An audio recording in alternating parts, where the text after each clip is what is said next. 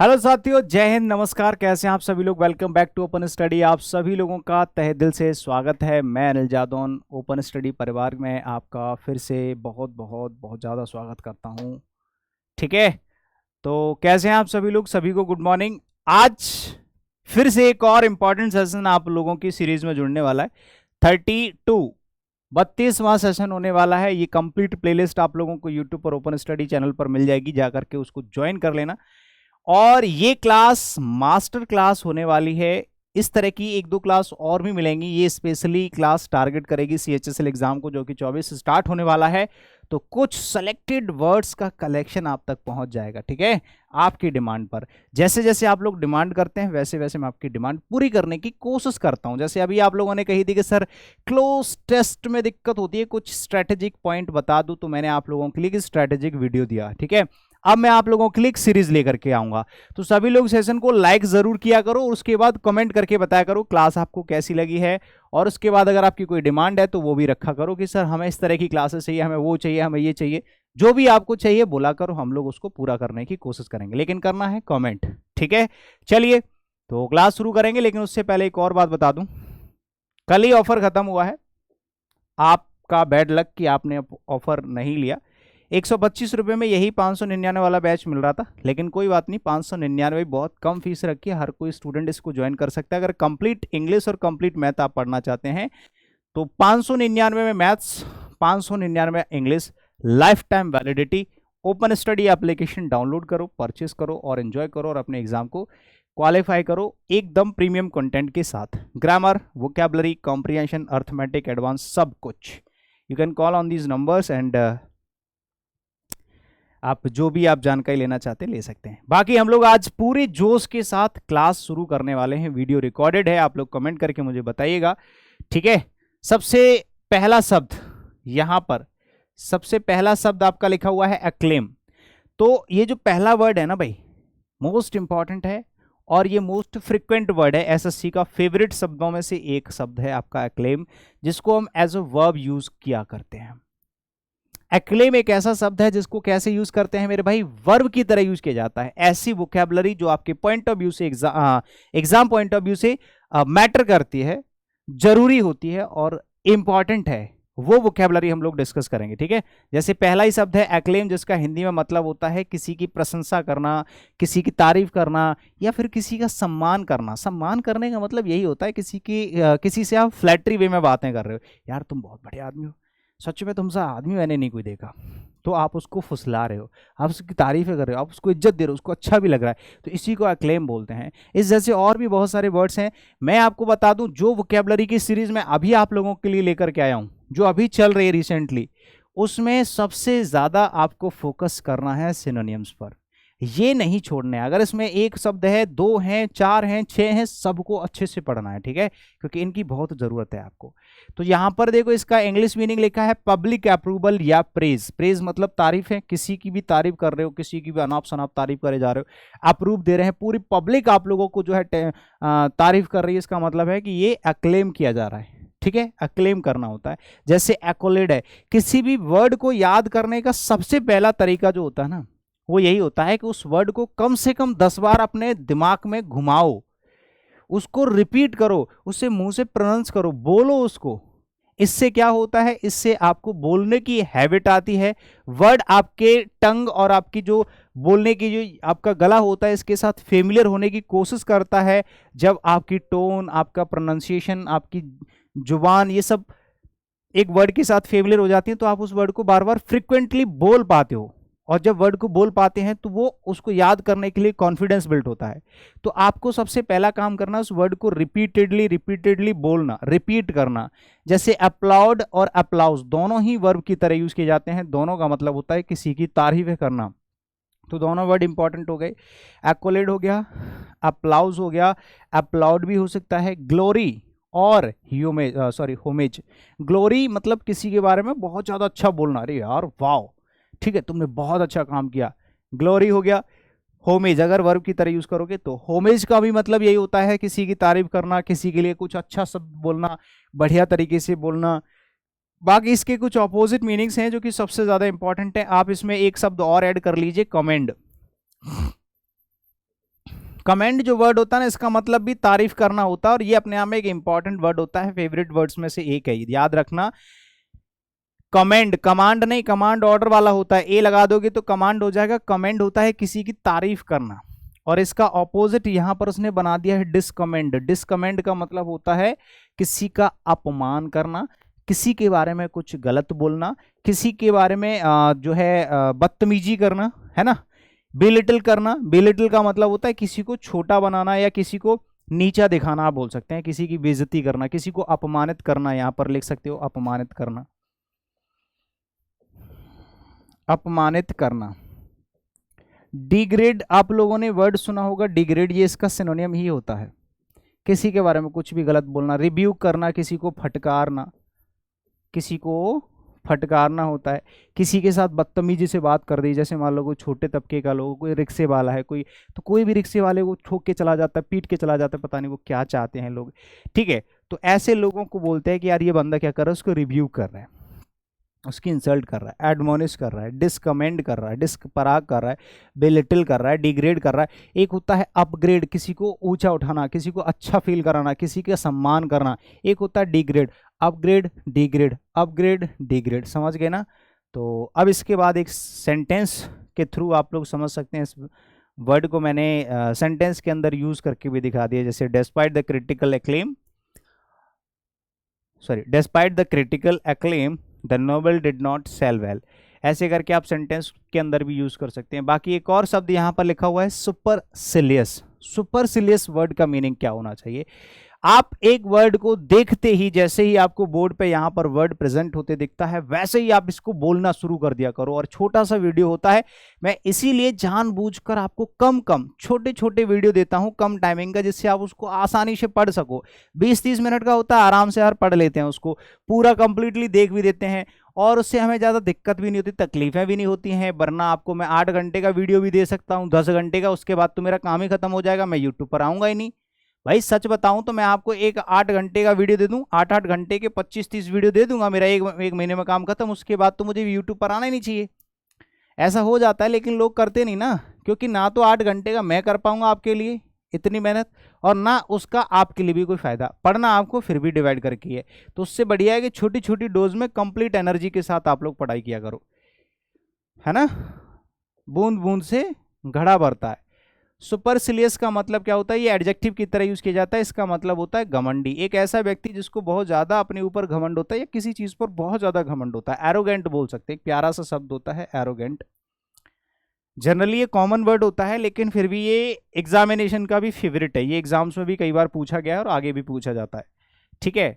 तो घमंडी है, एरोगेंट एक शब्द होता है, हॉटी इसका एक बहुत प्यारा सा फेवरेट सिनोनिम होता है, ये रहा हॉटी, ठीक है। एक है कैवेलियर। कैवेलियर का मतलब भी यही होता है कि ऐसा व्यक्ति जो अपने ऊपर बहुत ज्यादा गुरूर करता है, गुमान करने वाला, ठीक है, उसको कैवेलियर बोलते हैं। इम्पेरियस, इम्पेरियस का मतलब पॉम्पस होता है, पॉम्पस भी घमंडी होता है। ये सारे के सारे घमंडी होते हैं। सारे के सारे वर्ड्स का मीनिंग होता है घमंडी, एरोगेंट, अपने बारे में, सिर्फ अपने बारे में सोचने वाले, अपने बारे में बहुत ज्यादा बोलने वाले, उसको बोलते हैं। तो एक बार मेरे साथ मिलकर के रिपीट करोगे, रिपीट करना ईमानदारी से। सुपरसिलियस, एरोगेंट, कैविलियर, हॉटी, इंपेरियस और पॉम्पस। कितने शब्द हो गए? 6 शब्द हो गए सिनोनिम्स। एक है आपका एंटोनिम, यहां पर लिखा हुआ है अनप्रिटेंशियस। अनप्रिटेंशियस, अनप्रिटेंशियस एक ऐसा व्यक्ति जो कभी भी प्रिटेंड नहीं करता, कभी भी दिखावा नहीं करता, कभी अपनी चीजों को सामने नहीं रखता और बड़ी बड़ी बातें नहीं करता है। एक होता है मोडेस्ट, यानी कि विनम्र, आप बोल सकते हैं विनम्र। सीधे साधे लोग जो होते हैं उनको बोलते हैं टिमिड, कायर, या फिर डिम्यूर, है ना। कुछ लोग बहुत सीधे साधे से होते हैं यार, उनको किसी चीज़ से ज़्यादा मतलब नहीं होता, वो एकदम आराम से मस्त रहते हैं, दुनियादारी से कोई मतलब, बहुत सीधे होते हैं, बहुत भोले भाले से होते हैं। ऐसे लोगों को टिमिड, डेम्यूर, मोडेस्ट और अनप्रिटेंशियस बोलते हैं, ठीक है भाई, ये बात समझ में आ गई। अब हम लोग बात करेंगे यहाँ पर एक सेंटेंस की, जैसे ही spoke in haughty and supercilious voice, उसने बोला हॉटी और सुपरसिलियस वॉइस में, मतलब ऊंची आवाज में, घमंड वाली आवाज में बोला। आगे बढ़ जाएंगे। रिकंसाइल बहुत प्यारा शब्द है और इसका एक ग्रामेटिकल चैप्टर से भी कनेक्शन होता है। रिकंसाइल शब्द के बाद आप लोगों ने पढ़ा होगा प्राइड। आपको कुछ याद हो तो रिफ्लेक्सिव प्रोनाउन, अगर मैंने कभी पढ़ाया हो आप लोगों को प्रोनाउन तो याद रखना। प्राइड, प्राइड के 5 वर्ड होते हैं, कौन कौन से? प्राइड वर्ब होती है 5। एक तो होता है P for pride, R for reconcile, I for introduce, D for disguise, E for enjoy. मैंने आपको ग्रामेटिकल क्लास में कराया होगा, कभी ये ट्रिक बताई थी। इनसे 5 वर्ड बन जाते हैं, पांचों के बाद रिफ्लेक्सिव प्रोनाउन का यूज किया जाता है, रिफ्लेक्सिव प्रोनाउन का यूज किया जाता है। तब मैंने आपको रिकॉन्साइल वर्ड याद कराया था। अगर किसी ने मेरी प्रोनाउन की क्लास देखी होगी जिसमें रिलेटिव प्रोनाउन पढ़ा होगा तो उसको याद आ गया होगा, और अगर नहीं देखी होगी तो देख लेना। प्रोनाउन चैप्टर मैंने अच्छे से पढ़ाया है, ठीक है। 2 मैराथन क्लासेस कराई हैं, पीला पीला पोस्टर होगा और उसमें मैंने कंप्लीट कॉन्सेप्चुअल प्रपोजिशन प्रोनाउन पढ़ाया, कंप्लीट, ठीक है, बढ़िया से। तो रिकॉन्साइल एक ऐसा शब्द होता है जिसको एडजेक्टिव की तरह नहीं वर्ब की तरह यूज किया जाता है, ठीक है। इसके आगे वर्ब लिख लेना, ये गलती से एडजेक्टिव लिख गया है, इसको वर्ब की तरह यूज करते हैं। इसका मतलब होता है समाधान करना, किसी का समाधान करना। टू रिस्टेब्लिश समथिंग, किसी चीज का समाधान। जैसे मान लो किसी में झगड़ा हो गया या कोई चीज खराब हो गई जिसका सिस्टम ढीला हो गया, किसी चीज का सिस्टम खराब हो गया, सिस्टम ही बिगड़ गया, तो अब हम करेंगे उसका इलाज कि चलो यार इसको सही करते। तो किसी चीज को रिस्टेब्लिश करना, उसका सोल्यूशन करना, उसका समाधान करना, ये होता है रिकॉन्साइल का मीनिंग। बात समझ गए तो बताओ हाँ सर। अब इसके कुछ सिनोनिम्स और कुछ एंटोनिम्स पर थोड़ी सी नज़र डालना, और वो भी बिल्कुल चील वाली नज़र रखनी है। सिनोनिम्स पर तो चील वाली नज़र। कोऑर्डिनेट करना, किसी के साथ कोऑर्डिनेट करना। चलो ठीक है यार मेरी गलती है, मैंने मान ली, ठीक है चलो इसका इलाज हो गया, तो आपने उसके साथ कोऑर्डिनेट किया है, ठीक है। एक होता है हार्मोनाइज करना। हार्मनी जानते हो? हार्मनी मतलब होता है समरूपता। आप किसी चीज के साथ में आप हम्बल बन जाते हो, उसको फिट कर देते हो, चलो ठीक है ऐसे से करके ऐसे कर लो, किसी को हार्मोनी करना। और हार्मोनाइज करना, वो हार्मोनी तो नाउन की तरह यूज किया जाता है, हार्मोनाइज होता है आपका वर्ब की तरह यूज। अच्छा, कंसीलिएट क्या होता है? कंसीलिएट का मतलब भी यही होता है किसी चीज का समाधान करना। और एकोमोडेट, एकोमोडेट करना, चलो ठीक है यार हम इसको ऐसे कर लेते, तुम यहाँ जा करके तुम ऐसे इसको ऐसे कर लेना। उस चीज का पूरी तरह से एकोमोडेट करना, या उसको सॉल्यूशन करना, या उसको एक तरीके से सेटिस्फाई करना भी बोल सकते हैं, ठीक है। तो एकोमोडेट इसका सिनोनिम हो जाएगा, कंसीलिएट इसका सिनोनिम हो जाएगा, हार्मोनाइज इसका सिनोनिम हो जाएगा, और कोऑर्डिनेट भी इसका सिनोनिम हो जाएगा। उसके बाद आती है बात एंटोनिम्स की, यानी कि ऑपोजिट मीनिंग्स की। एक होता है डिसहार्मोनाइज। जैसे हार्मोनाइज वर्ड है उसका यहाँ पर डिसहार्मोनाइज कर दिया, आप चाहो तो यहाँ से एच हटा भी सकते हो। डिसरप्ट होता है, डिसरप्ट का मतलब होता है किसी चीज को मतलब एक तरीके से खत्म करना और ज्यादा बदतर कर देना। डिसरप्ट में उसमें खराब कर देना, उसको बेकार कर देना, बिखेर देना, ऐसा कर सकते हैं। एस्ट्रेंज करना मतलब किसी चीज को अलग कर देना, सॉल्यूशन नहीं कर रहे हैं आप, उसको बिखेर रहे हैं। जैसे मान लो आपस में लड़ाई हो गई तो आप उनको और ज्यादा भड़का रहे हो, तो भड़का रहे हो तो उसको एस्ट्रेंज बोलोगे, डिसरप्ट बोलोगे। एलियनेट बोलोगे, एलियनेट का मतलब होता है अलग थलग करना, किसी भी चीज को अलग थलग करना, अलग करना, सेपरेट करना। इसका सेंटेंस देख सकते हो, it is difficult to reconcile such different points of view. अगर 4 लोग हैं तो 4 तरह की बातें तो आएंगी ना भाई, है उनकी समस्या का समाधान कोई नहीं कर सकता भाई, इतना अगर आप लोग मानते हो तो, है ना। यही यहां पर सेंटेंस में लिखा हुआ है। एक और प्यारा सा शब्द है रेटिफाई, जिसको देखो जब भी किसी वर्ड के लास्ट में IFY फाई लिखा हो, रेटिफाई, पेसिफाई, रेक्टिफाई, कुछ भी लिखा हो, तो उसका मतलब होता है ये आपका वर्ब की तरह यूज किया जाएगा, ठीक है। जैसे कि यहां पर इसका मीनिंग लिखा हुआ है किसी चीज को मंजूर करना,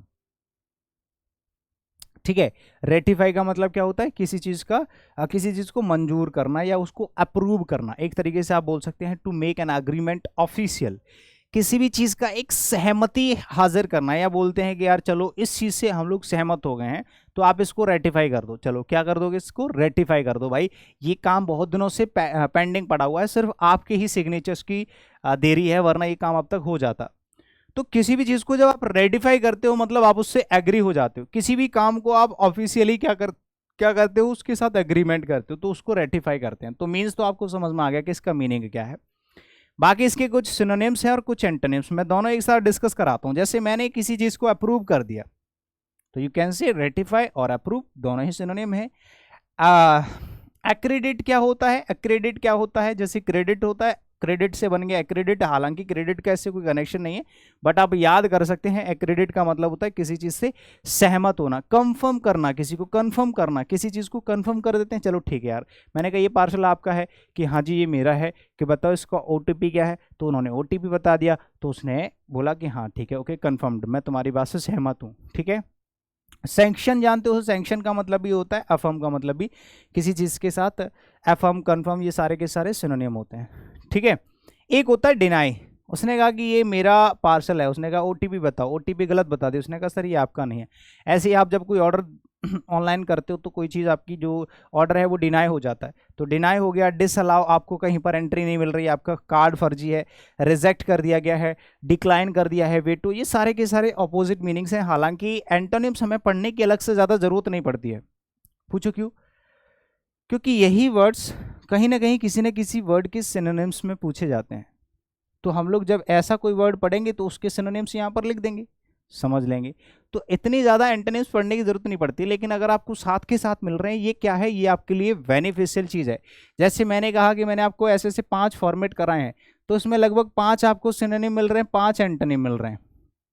10 का मल्टीप्लाई करोगे तो लगभग आपके पास 50 से भी ज़्यादा वर्ड्स मिल जाते हैं, और ये वो वर्ड होंगे जो डिफरेंट होंगे, सिनोनिम्स भी है एंटोनिम्स भी है, तो डबल वोकैबुलरी आप तक पहुँच रही है। ठीक है, समझ गए। यही वर्ड्स आपको दोबारा पढ़ने को मिलेंगे तो आप तुरंत पहचान लोगे। तो ऐसा नहीं है कि आपको 5 वर्ड मिल रहे हैं, कभी ये भूल मत करना 5-10 वर्ड की, इनके साथ वर्ड्स आपके पास बहुत सारे पहुंच जाते हैं। The decision will have to ratified by the executive board, जो एग्जीक्यूटिव बोर्ड है उसके द्वारा जो आपका डिसीजन है वो किया जाएगा। ठीक है, क्या किया जाएगा? एकदम मंजूर किया जाएगा। आगे चलिए, आइकोनोक्लास्ट ये बहुत प्यारा शब्द है, और स्पेशली ये आपके लिए इंपॉर्टेंट क्यों है? क्योंकि ये पहली बात तो एसएससी का फेवरेट शब्द है, तो एसएससी के किसी भी एग्जाम में पूछा जा सकता है, और पूछा गया है कईयों बार, और इसको नाउन की तरह तो यूज करते हैं, साथ के साथ ये वन वर्ड के क्वेश्चंस में बहुत बार पूछा जा चुका है। एक ऐसा व्यक्ति जो मूर्तियों को भंग करता है उसको मूर्ति भंजक कहते हैं स्पेशली। अब मूर्ति का मतलब होता है ऐसे लोग जो मूर्ति पूजा में बिलीव करते हैं और वो उनके खिलाफ होता है, तो वो या तो उनकी भजन पूजा में भंग डालेगा या फिर उनकी मूर्तियों को तोड़ देगा। ऐसे व्यक्ति को आइकोनोक्लास्ट बोला जाते हैं। अ पर्सन हु, या एक ऐसा व्यक्ति जो मूर्तियों को तोड़ता है उसको हम आइकोनोक्लास्ट बोलते हैं। ठीक है, आप ऐसे बोल सकते हैं कि रूढ़िगत विचारों का जो विरोधी होता है, ऐसा व्यक्ति जो मूर्ति पूजा में बिलीव नहीं करता है और उनके खिलाफ चलता है, उनके साथ चलने वाले लोगों के भी खिलाफ चलता है, उसको आइकोनोक्लास्ट बोलते हैं। Who opposes accepted beliefs and traditions, एक तरीके से एक्सेप्टेड बिलीव्स होते हैं लोगों के कि कुछ मान रहे हैं, वो कुछ मान रहे हैं, कुछ मान रहे हैं, उनसे वो बिल्कुल विरोध में रहता है और उनके ट्रेडिशन से भी बिल्कुल विरोध में रहता है, आइकोनोक्लास्ट बोलते हैं। बोहेमियन बहुत प्यारा और मोस्ट इंपॉर्टेंट मोस्ट फ्रीक्वेंट शब्द है, जो कि इसका सबसे ज़्यादा सिमिलर मीनिंग होगा। मतलब मैं ये कह सकता हूँ कि आपको 100% इन दोनों को तो अपने वोकैबुलरी में, अपनी जो भी आपकी डिक्शनरी है उसमें ऐड कर लेना चाहिए। ठीक है, अभी तुरंत की तुरंत डिक्शनरी उठाओ और लिख लो। और जिसकी फ़ोन में ओपन स्टडी एप्लीकेशन नहीं है उनके फ़ोन में ओपन स्टडी एप्लीकेशन होना चाहिए, क्योंकि हमारा जो एप्लीकेशन है उस पर आप लोगों को इंग्लिश का बहुत सस्ता बैच मिलता है और बिल्कुल प्रीमियम क्वालिटी के साथ, जिससे आप अपने एग्ज़ाम को अच्छे तरह से क्रैक कर सकते हो, बढ़िया स्कोर के साथ, बढ़िया स्कोर के साथ। समझ गए मेरी बातें? डेविएंट हो गया, हेरेटिक हो गया और मेवरिक। यहाँ पर मेवरिक, ये 3 शब्द आपको 100% याद रखने हैं। कितने वर्ड? 3, आइकोनोक्लास्ट, बोहेमियन और मेवरिक। उसके बाद हैं आपके कुछ अपोजिट, जैसे एधेरेंट। एधेरेंट कौन होता है? पालन करने वाला व्यक्ति। जैसे किसी ने कोई भी रूल्स बना दिए, कोई भी रेगुलेशंस बना दिए, आंख बंद करके उनको पालन किए जा रहे हैं, तो उनको बोलते हैं एधेरेंट। अंधभक्त भी बोल सकते हैं। सपोर्टर होते हैं किसी भी पर्टिकुलर एक बिलीफ को सपोर्ट करने वाले। कंफर्मिस्ट होते हैं ऐसे लोग जो किसी भी चीज़ को फॉलो करते हैं और फॉलोअर भी फॉलोअर होते हैं। ठीक है, तो ये सारे के सारे ऑपोजिट मीनिंग है। The church is constantly under attack by iconoclast. Church पर अटैक हो गया भाई आइकोनोक्लास्ट का, समझते हो? तो कितने लोग हैं कमेंट करके मुझे बता दीजिएगा। सभी लोग अभी के अभी वीडियो को लाइक करना, उस पर अपने कमेंट्स और अपने रिव्यू देना, ये सब चीज़ें आप लोग भूला मत करो। ठीक है, हाँ। और जो लोग भी नए आ रहे हैं ओपन स्टडी चैनल पर जितने भी नई क्लास में जुड़ रहे हैं लोग, चैनल को सब्सक्राइब जरूर कर लिया करो, जिससे आपको हर बार क्लास मिलती रहा करे। ठीक है भाई, तो ये बैच अगर किसी को ज्वाइन करना है मैथ्स या इंग्लिश स्पेशल तो ज्वाइन कर सकते हैं। नाम मात्र फीस है, मात्र 600 रुपये, लेकिन वैलिडिटी आप लोगों को लाइफ टाइम है, कभी भी पढ़ सकते हैं जब तक आपका पेपर नहीं हो जाता, पेपर नहीं निकल जाता। इंग्लिश और मैथ्स की वजह से नहीं रहना चाहिए। ठीक है, बाकी आप लोगों का बहुत बहुत शुक्रिया भाई, थैंक यू सो मच। बस वीडियो को लाइक शेयर सब्सक्राइब ये आप लोग खुद कर दिया करो। बाकी मैं आप लोगों को इसी तरह से ओरिएंटेड मैटर प्रोवाइड कराता रहूँगा, जिससे आप लोगों के एग्जाम में कभी भी किसी भी तरह की वोकैबुलरी से रिलेटेड दिक्कत ना आए।